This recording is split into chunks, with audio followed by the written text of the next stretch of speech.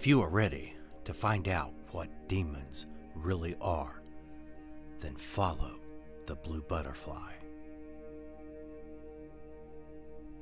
Welcome to a Return to Oneness, Lessons in Awakening. My name is Eddie, and I help people open their hearts. This is the series 5 to Thrive. This video is titled Chasing Demons. When most people, especially those who are religious fundamentalists, are asked what a demon is, they answer with a typical response that goes something like this: demons are evil entities who corrupt men's souls. Yet, there are definite problems with this belief. The first problem is the belief that a demon is a being that has the power to corrupt a person's soul.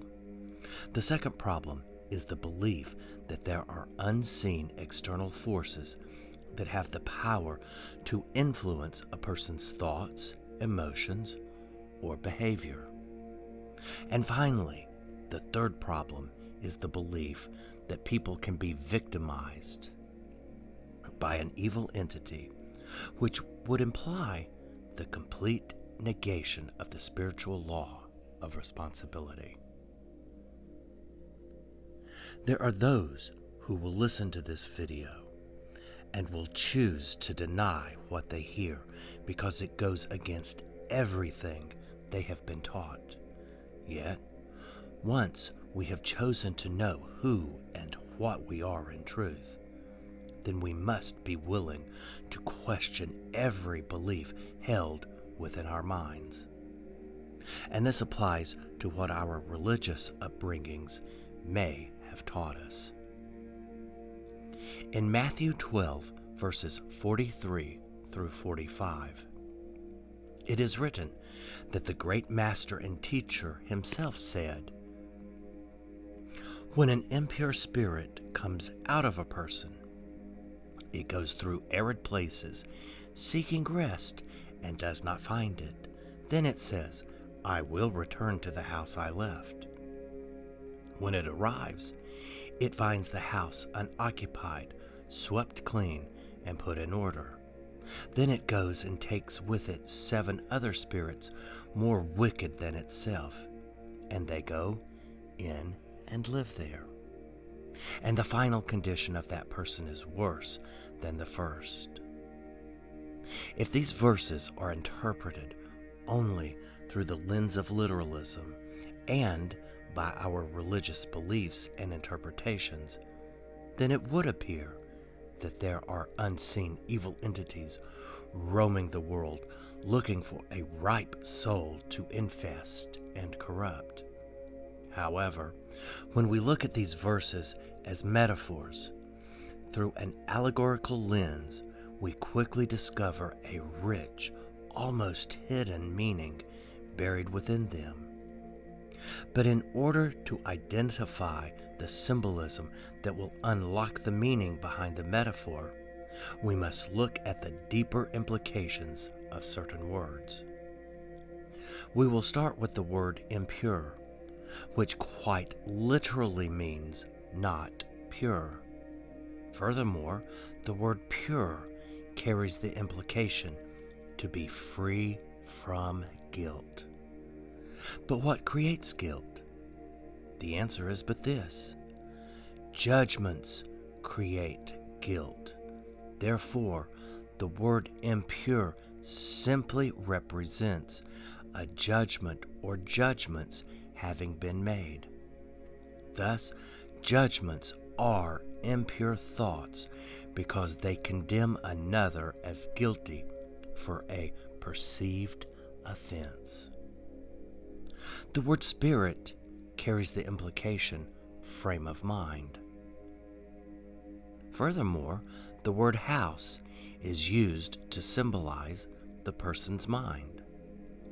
Thus, the Master was telling us that when a person has had a judgmental frame of mind, but releases the judgment and its associated guilt, yet leaves his mind unattended and does not remain vigilant for the thoughts that come, then the former judgment and its guilt will return, except this time it will bring along with it 7 far more destructive and insidious negative thoughts. It is for this reason as to why the Master said that the final condition will be worse than the first.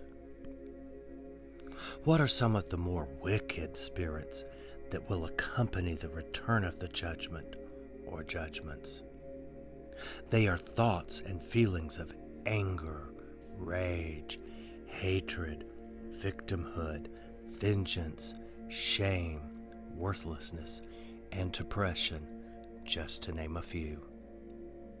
With this in mind, it is easy to see how a person's condition can go from bad to worse.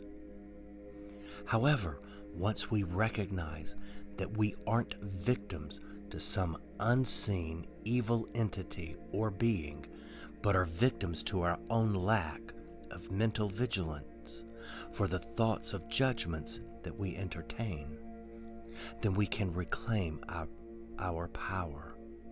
Yet, until we recognize that we are responsible for every thought we hold within our minds, as well as their effects, we will continue to experience suffering.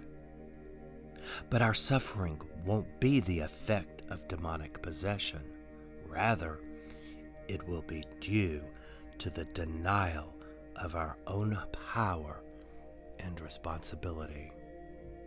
We cannot recognize our power and responsibility until we come to know who and what we are in truth. Some may be asking, who and what are we? Unfortunately, the answer is accepted only by a few. For most people are just too bound to their old beliefs, and this prevents them from accepting the answer. So what is the answer? The answer is the truth of our being, that we are the creators of everything we see and experience. We are not now, nor have we ever been, victims to unseen external forces. We create the reality we experience by what we think and believe to be true regarding ourselves, others, and the world around us. For this is how creation works. Now the time has come for us to be the masters of our minds rather than the unwitting pawns to negative thinking that once defined our lives. We are the gatekeepers. This means that we must remain consciously aware of each and every thought that arises within our minds. We must recognize that the cost of allowing judgments and other negative thoughts to seek refuge within our minds is just too high a price to pay. They only hurt us. Only we can tell those thoughts which would harm us that there is no vacancy within our minds. We must therefore turn away all aberrant thoughts. We must only entertain those thoughts which foster worthiness, peace, love, and happiness. For by doing so, we will create lives for ourselves that we once dreamed were impossible to manifest. We can bring heaven to earth, but we cannot individually or collectively manifest this experience unless we each remember the truth of our being. And once our true self becomes our central focus, we will create a shared reality unlike the world has ever experienced. Does this sound impossible? To many it will, but to others, The message contained in this discussion will resonate deeply within the core of their being. They will hear it as a call to awaken, and they will respond. The question is, are your ears open? However, the deeper question, which we must each answer, is, are our minds open to the radical changes that are needed in order to bring healing to this tired world? Are we willing to shed our old, worn-out beliefs that have kept us blinded to the truth? Or will we continue to cling to them in the hope that everything will somehow magically correct itself?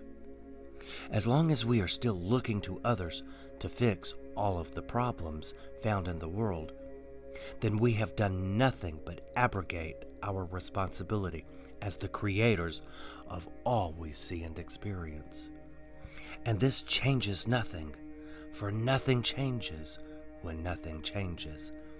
Let this be the moment, then, when we turn within and recognize that we are the gatekeepers of our minds. Only we can choose which thoughts we entertain. Therefore, let's choose wisely, for then we can create a world that is worthy of the truth of our being. Thank you for watching and listening to this video. Remember, you are loved, and you are that love. If you enjoyed this video and would like to hear more, then please consider hitting the like and subscribe buttons below.